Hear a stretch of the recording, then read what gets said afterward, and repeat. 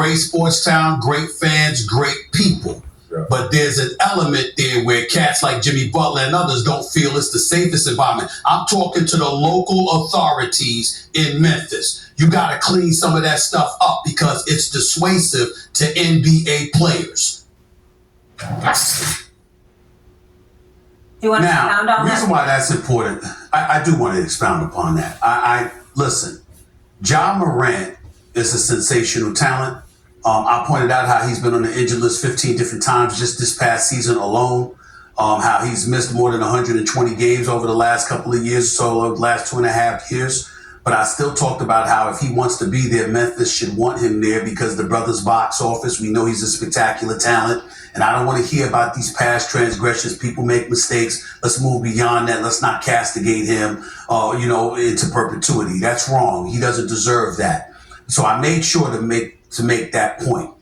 But if you're going to be Ja Morant and you're going to speak up on the city of Memphis, perhaps you need to be careful because it is a problem in that city. And I want to let folks in Memphis know, I love y'all. I'm a brother. I look at Memphis as being a city that, with a lot of black folks in a red state.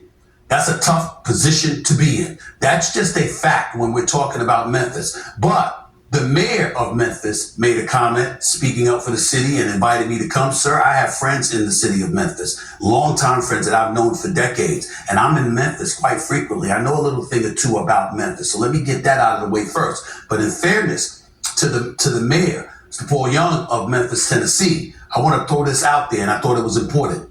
Total crimes have decreased by 13.3%. Violent crimes have dropped by 19%. Poverty crimes have fallen by 20%. Total homicide rates have fallen as well in the year 2024. Okay, so when you're talking about that, violent crimes, we're talking about robberies have decreased. Rape has decreased. So all of that sounds good because it's moving in the right direction. But it's still recognized as one of the worst cities in America, to the point where the head of the FBI has called it the murder capital of this country per capita. That's on the record saying that. This is just weeks ago. What are we talking about here? The poverty rate is at 24.5%. In terms of their national ranking, it consistently ranks within the top 10 most impoverished large cities in the United States of America.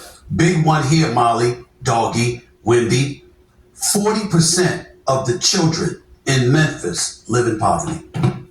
And when we're talking about all of those things and you're talking about the troubles that exist, these are the kind of things that contribute to the city being deemed by some within the NBA community as unattractive. Why is that relevant?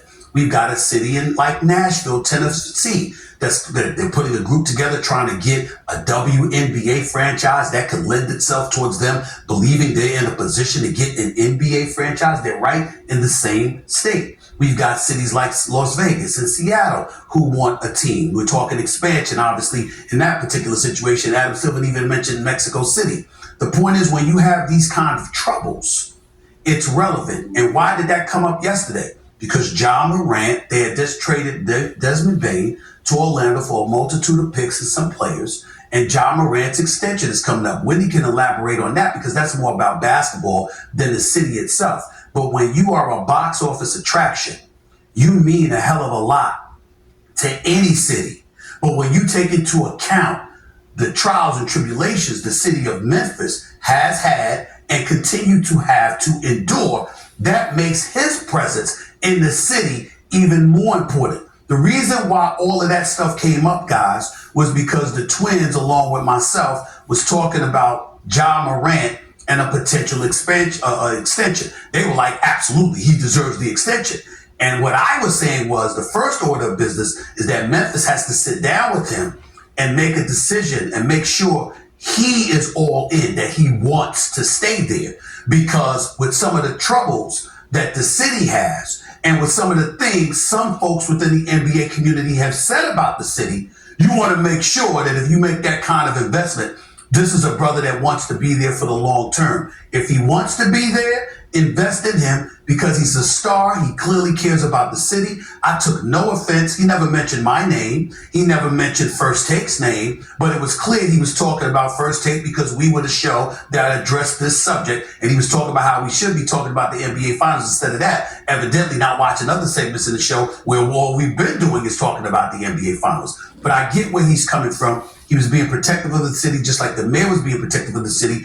I want to be protective of the cities because I love my peeps. And the bottom line is that I think the citizens in Memphis, I think a lot better can be done for them. And Ja Morant staying put and being the galvanizing force that he can be, I think will assist in that. That's what I was trying to say. I apologize if anybody was offended by it, but facts are facts. There are concerns in that city. And as a black man in this country who cares about my peeps, I'll be damned if I'm going to be silent when all of these troubles are taking place, although things appear to be getting better statistically anyway.